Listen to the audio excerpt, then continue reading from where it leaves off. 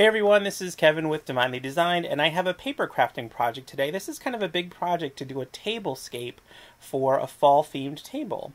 The first project is going to be a table runner, which you're seeing some pictures of here, but there are going to be several projects over the course of this video to create the entire tablescape. The first one I'm working on is the runner, which will run the length of the table, and kind of the other elements will sit on top of it. I'm using this roll of craft paper for the base of my runner, and the roll of the orange pattern paper as the center section of the runner as the decorative element.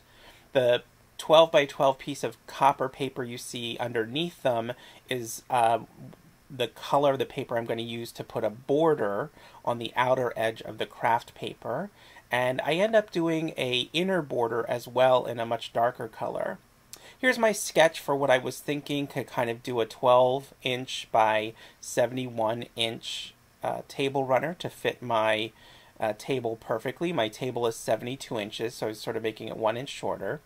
But I'll use the craft paper as the base, the color paper as the middle portion, and then have borders between the two areas by cutting strips of cardstock. And I'm simply going to be gluing these things together. Okay, so as I get started here, I'm going to take the craft paper roll, which is a big craft paper roll, and just measure out the distance that I want for it, and I'm just drawing a kind of line there, and then I just use scissors to hack it off all at once. Now that will leave me with a rough edge on one side of the craft paper. Here I'm cutting the pattern paper more precisely because I want a nice clean edge, and this was easy to do because of the pattern. I could just simply follow and make a nice straight cut. Because I'm applying this border, I didn't really mind that I was going to have a rough edge on the one side because the border will make it nice and clean and even looking.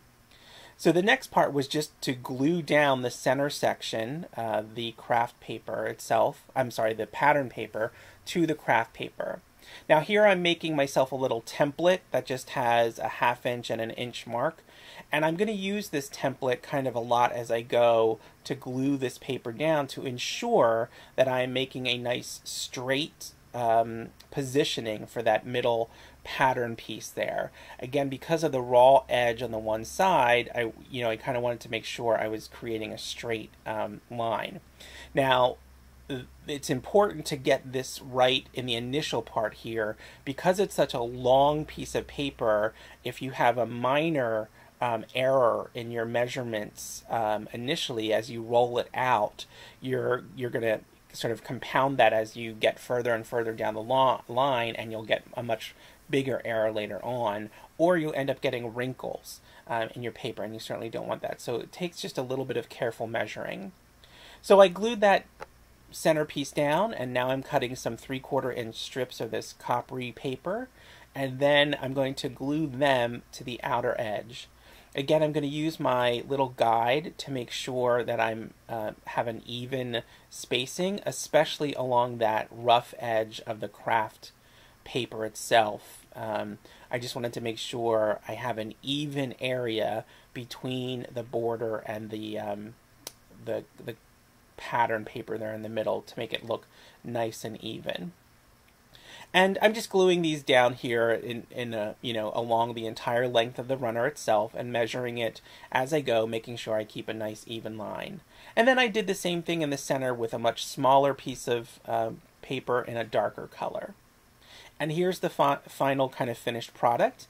There are little gaps or breaks between, where the pieces meet, but it's really hard to see them. It ended up looking super nice. I really was very happy with how the final product actually came, and we'll see it on the table a little later in the video. It's hard to see all of it at once.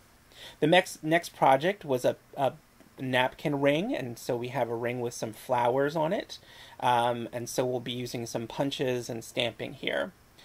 This is just a simple paper napkin that I created the ring for, using some Stampin' Up punches, the Petite Petals, and I think it's Flower Patch, with their coordinating stamps. And then I have some bling, and we'll put on some little edging to make it look nice and neat, and some coppery leaves. I use a corrugated cardboard for the center portion. It was super easy to make into a circle, and some just coordinated colors there for the flowers. I'm cutting 2-inch strips of this corrugated paper pad that is a 6x6 piece of paper. And you'll see that other line at the bottom there.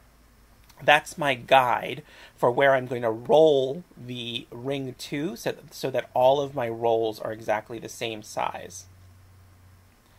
Just gluing those down and creating a little roll, really super simple. And then I'm going to put some glue on the darker pieces and create edging. Again, kind of matching my runner there, that dark little edging. Punching out some flowers. These are, again, the Stampin' Up! Paper, the Stampin' Up! Punches and stamps. And then doing some shaping just on a piece of fun foam to give them some dimension and adding a little bit of bling. And then finally adhering them with some glue dots. Then I just have a simple regular napkin, piece of paper napkin, and putting in there and sort of zhuzhing it in place. And that was the ring project. Next was a placemat project. And this was simple, but it took a super long time because of these die cut leaves that I had on here. The base is a 8.5 by 11 piece of cardstock done in craft, and on top of that I have this coral piece of cardstock that I've used the Martha Stewart border punch to give a decorative border to. That didn't take very long at all. It actually was totally fine. But then I die cut a whole bunch of leaves here, one from Paper Smooches and the other one from Clearly Besotted, the acorn die cut there, but use some distress inks on some brown paper, smooth them out, and then die cut them. I also added this little green sprig and some of these floral centers from the candy section to kind of create the final version. So not complicated, it just took a long time to die cut all of those leaves and sort of glue them in place. Next is more of a centerpiece, kind of decorative element. I'm going to do some paper pumpkins. I did them in 3 different sizes, sort of small, medium, and large. This was an easy project. Just took a 12 by 12 piece of pattern paper, 2 of them actually, and cut them down to 6 inches by 12s, then cut 3/4 inch strips, punched holes in the one side of the strips. I sort of grouped them all together, and there's about 20 of those strips in there, and then kind of folded it, like I'm going to give the shape of it, and punch the other hole so that by folding it and punching the hole, I've given some shape to those things. It makes it a little bit easier. And then all you do is really just spread them out into kind of this globe shape. My little brad came off there. But spread them out into this pumpkin kind of shape. And then I just took a piece of pattern paper and put it over a pencil and kind of squished it and molded it into a stem with a little curly Q top. I put a little base on them so they sat a little bit more flush and even, but here's creating the stem, just kind of rolling up a piece of paper and then smushing it into kind of a vine kind of shape and cutting it to the length I wanted the stem to be, and then just hot gluing that on the top. And I did that for a small, a medium, and a large version. The medium version looked really great. It came out kind of perfect. That's the medium one. And I used some pattern paper, 3 different kinds of pattern paper. The larger one, same concept, but I put a little bit of a brace in the middle to make it sort of taller. The next project is a name card. I'm doing a simple sort of table tent, but with a little decorative owl and some feathers. I'm using a stamp and die set from Paper Tree Ink, and then a Stampin' Up! Owl punch. I really love this stamp and die set from Paper Tree Ink.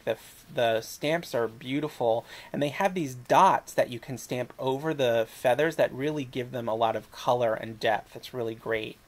We'll use the owl punch to cut everything out except for the wings, which I used that scalloped circle punch and then just cut out little wedges for the wings. I have a 4x4 piece of paper, just sort of folding it in half, and then adding the white piece of paper, which is about a 1/4 inch less on each side all around.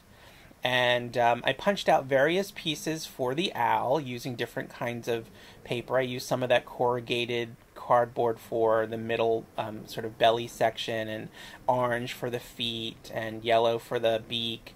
and then just white and black for the eyes. And I used a little piece of that same pattern paper for the wings that I had used in the pumpkins. Again, just sort of kind of creating, you know, coordinated elements there. And in the upper left-hand corner, can see my kitty who's watching me make my owls. He's very interested in the owls that I was making at that point. Okay, so just, you know, just putting all the owls together, little pieces by little pieces. And once the owl is all completed, I punched out the feathers and stamped all the feathers, and then just assembled the card. It was really simple with some glue dots. Put 2 big glue dots down, then put the large feather, the smaller feather, and then the owl. And that was the name tent project. They came out super cute. I was really happy with them. And finally, for kind of the middle centerpiece, I did some super simple bag luminaries and then added some Heartfelt Creation flowers on top. I love Heartfelt Creation flowers. I think they're beautiful. Now, I didn't really film a whole lot of the making of this because the bags were super simple. They were just, you know, they're just rectangle shapes. And I didn't film the flower making because it takes super long. I love those flowers, but they do take a long time, but they look gorgeous. So I made a large, a medium, and a small bag, and then I'm going to put some candles in them to make them sort of luminaries in the center section. But they came out looking really super great. I did use some frills in the center, which is a kind of flower thing to make them more realistic. Here's the final reveal, the big tablescape itself. So I have the luminaries in the middle, like bags with candles in them, and they're sort of glowing. I have my paper pumpkins kind of on either side of the table, and then each place setting has, you know, its placemat, its name card, and then the napkin holder with the flowers as well. And and of course the table runner, which the luminaries and the pumpkins are kind of sitting on top of. I love it. I think it came out super great. I'm super pleased with it. It took kind of a long time to put it all together, but I did this project over several days. You know, each night spending, you know, a couple of hours working on a particular project, and then here's sort of the bigger picture, just so you can get a sense of the scale. But super happy with how it came out, and that's kind of my fall themed paper crafted tablescape. And I have a couple of still photos of the final table as well, and that's it. So if you like this video, click that like button. If you aren't subscribed to my channel, click on that subscribe button. And as always, thanks so much for watching. Comments, questions, certainly leave them below. Love to hear from you all. And check back here at Divinely Designed for more soapy and crafty videos. And happy autumn, everybody.